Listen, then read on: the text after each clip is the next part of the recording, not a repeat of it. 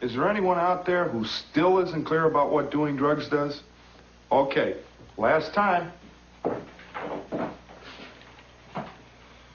This is your brain. This is drugs.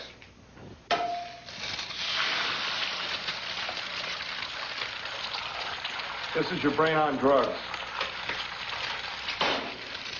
Any questions? In the United States today, there are several drugs deemed illicit by the United States government, making them illegal for trade, possession, and consumption. But out of all the substances banned by the law, the one that gets the most attention in courts, Congress, and popular culture is cannabis. Cannabis, or more widely known as marijuana, is the most commonly used illicit drug in the United States, with more than 800,000 people arrested annually for possession. It's always in the best interest of the government to protect its people from harm, but does the ban on marijuana do more harm than good?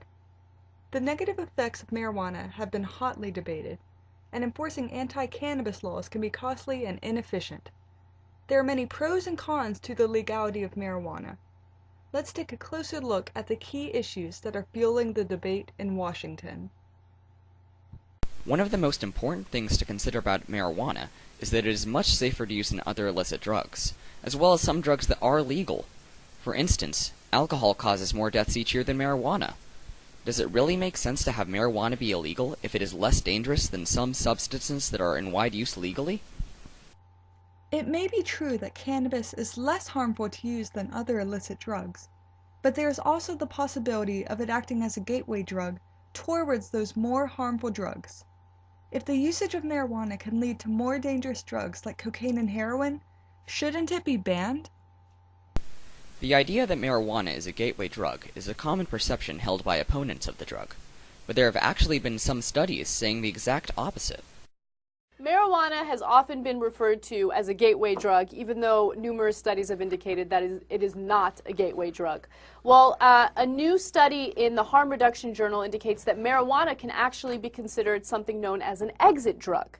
Basically, something that alcoholics use to get off alcohol, to stop drinking alcohol. All right, so in this study, they had 92 medical marijuana patients who were using the drug as a substitute for alcohol, specifically for alcohol, and they found that marijuana was effective in 100% of the cases.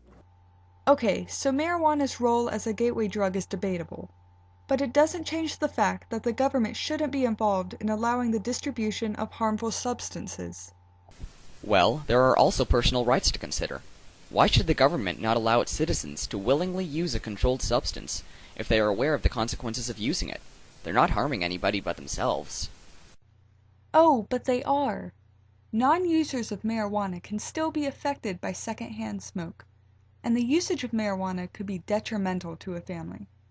Wouldn't it be terrible for a child to grow up with a stoner in their family?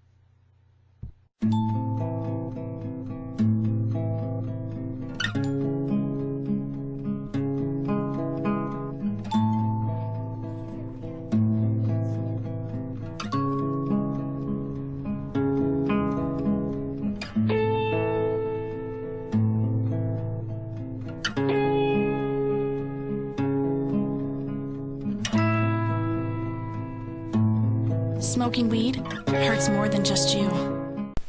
Nobody wants to promote something that can harm the integrity of a family. But is there any difference between that story and the countless other ones of people that grew up with alcoholics for parents? And secondhand smoke isn't limited to just marijuana. In fact, the term is usually linked to cigarettes, not marijuana.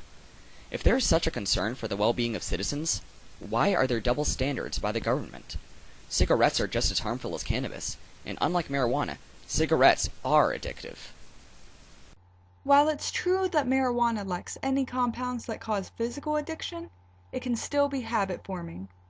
Marijuana users can develop a psychological dependence on the drug, meaning that even if their body doesn't send them physical signals telling them that they need their fix, they may still feel that they need marijuana to relax or think properly. Okay, how about we look at this from a different viewpoint? The government's war on drugs is also very expensive and inefficient. As of April 4th, 2012, Almost $11 billion have been spent on the war on drugs this year already, but only 2,800 people have been incarcerated on drug charges. This amounts to about $500 spent every second on the war on drugs, and about $3,800,000 spent on every major arrest.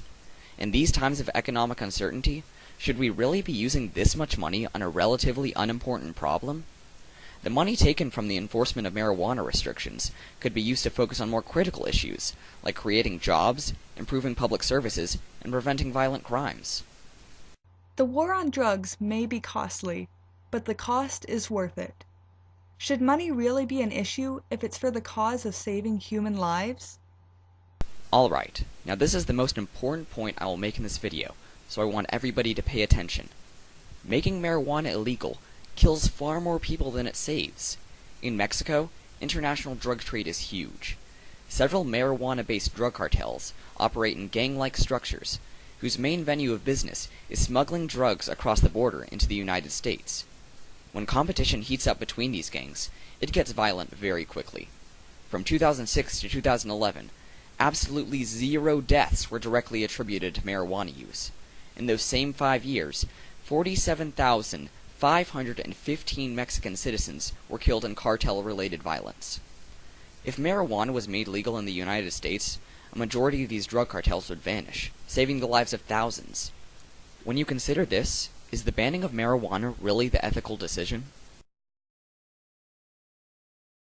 In the end, almost every single advantage and disadvantage of the legality of marijuana can be argued. Marijuana can cause terrible harm. The harm marijuana causes is no worse than that by legal drugs. Marijuana can act as a gateway drug. Marijuana can act as an exit drug. Marijuana tears families apart. The war on drugs is more trouble than it's worth. The facts can be spun every way. Ultimately, what will decide the legality of cannabis will be the people of the United States of America. New laws about marijuana are presented to Congress every day, and it's the voice of the people that will tell lawmakers how to act.